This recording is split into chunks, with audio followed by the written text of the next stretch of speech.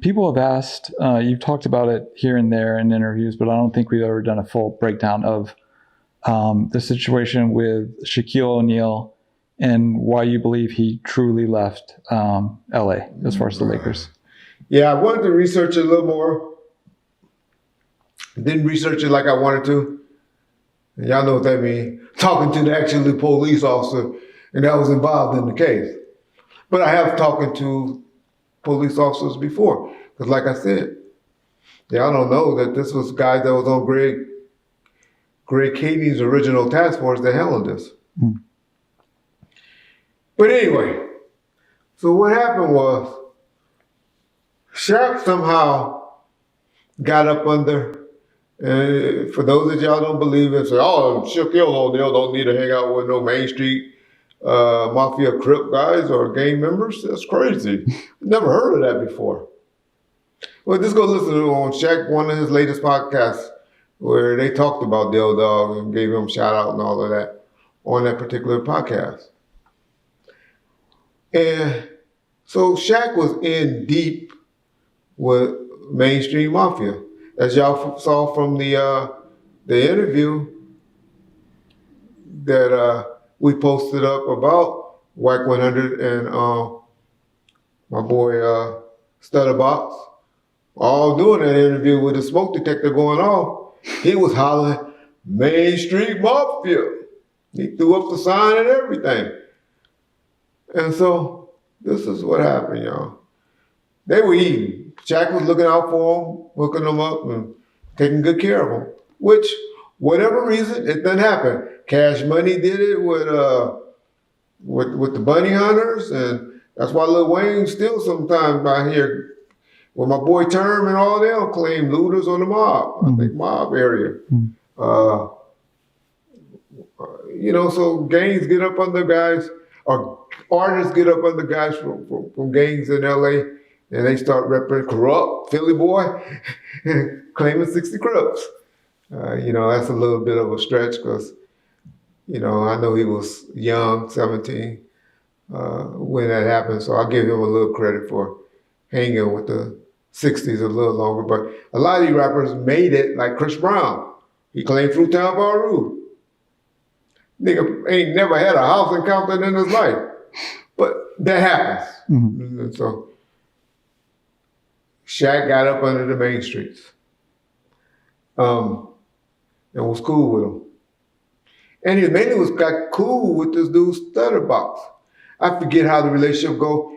A lot of y'all tell me that I always heard that he was closely related to Minister Farrakhan, like a nephew or something. They say, oh, his sister, he don't have no brothers, and his sister is never had no son.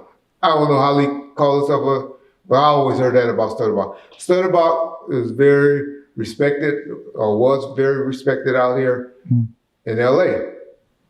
Very. At one time, he used to run with my boy Shaq. His name was in the circle. He was very well respected. Main Street Mafia Crips was a very respected neighborhood in LA. Shaq got it up under him somehow. But what Stutter Box messed up at is because when you get close to people, you start thinking you probably want more money or own more, deserve more money than what a person is giving you for whatever reasons. That's just how human nature is. That's just what happens. That's what Suge had a lot of his problems with, where guys, as y'all see Mob James tell y'all on every interview, felt like they were cheated on, wasn't done right. Mm-hmm. Which in my thing, they was given a fucking opportunity and a job. Make the best of it as you can. Mm-hmm. Do what you can with it. You know, you're in a position where you can get to the man, use that position. Perfect person. Y'all gonna hate that I said it. Whack 100. He didn't get up a job with Suge or anything like that, but he got up under him, had his ear, learned the game. That nigga still feeding his family. Mm-hmm. Off of just that. That nigga was, he'll tell y'all, a truck driver. Driving trucks prior to that. The first time he got in the game was from being around me, and then later on being around Suge. He tell y'all in the interview y'all listen to. So I say that to say, Stutter Box, for some reason, felt he was owed more by Shaquille O'Neal. He took, as I remember, the number was either $300,000 or $400,000. Forget what it was. But he allegedly had a picture. No, not a picture. A tape, a videotape of him. I heard him sticking his fist up. Shaq's wife, I don't want to say her name because I like her and I know she's doing good things out there, but she's the creator of Basketball Wives. Sticking his finger all up her ass and all of that.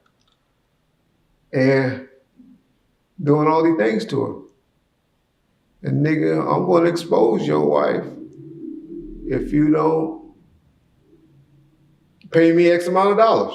Mm-hmm. So Shaq is like devastated, like pissed. Mm-hmm. So now he goes and, talk to other guys that's involved in Main Street. And they like, what? That's why he kind of dissed the person talking about you ain't up putting no diapers on my child and all that. He's talking about this big time dude that's no longer with us that had a lot of respect and control over there in Main Street. Because they are the mafia style, where, they have like a hierarchy. Mm. But most LA gangs, those little youngsters don't give a. They'd be like, what, nigga? You say what? Nigga? Okay, whatever. Big OG. Take your broke ass. They don't give a crap. Mm. But Main Street Mafia, I done heard stories from replicas when they were doing all those. They were robbing arm trucks. They were big in the marijuana game, but they also used to take down armored trucks. Was robbing them like crazy. Mm. And I done heard dudes tell me where Del Dog had a pool table. The niggas would just walk in there, drop off a percentage of their lick, and walk out. Don't even say nothing to him. Mm-hmm. Just drop off money on top of the pool table. And so,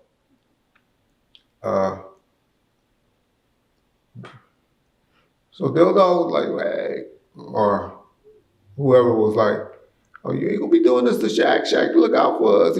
So they started war with the internal. Mm-hmm.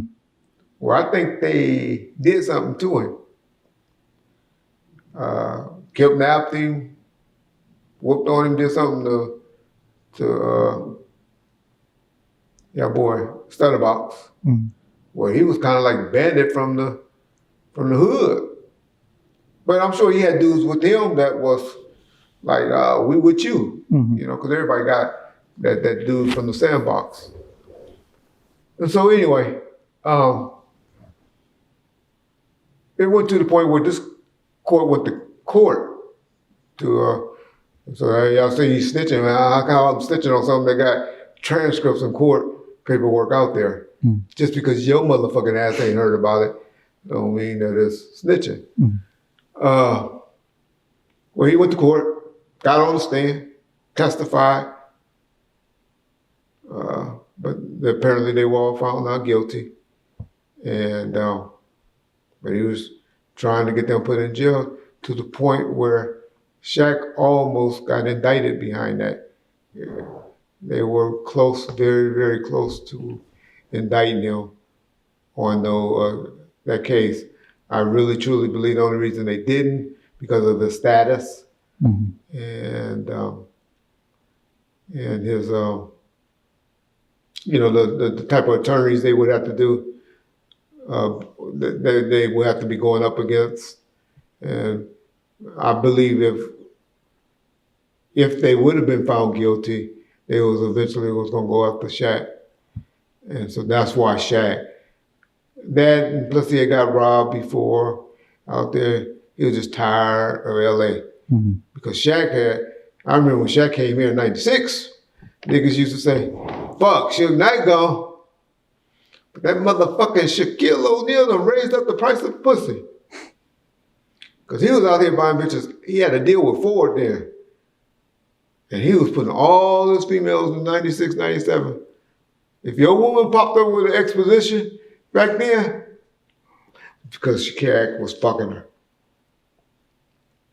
Trust me. Y'all know any chick that y'all was with or y'all saw in 96, 97 in a Ford Expedition. That was compliments of Shaquille O'Neal. But yeah. Okay.